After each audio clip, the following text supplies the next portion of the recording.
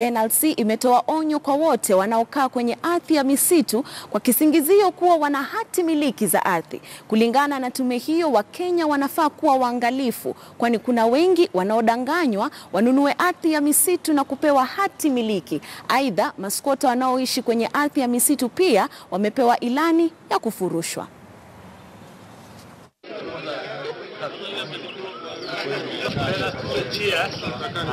Not yet.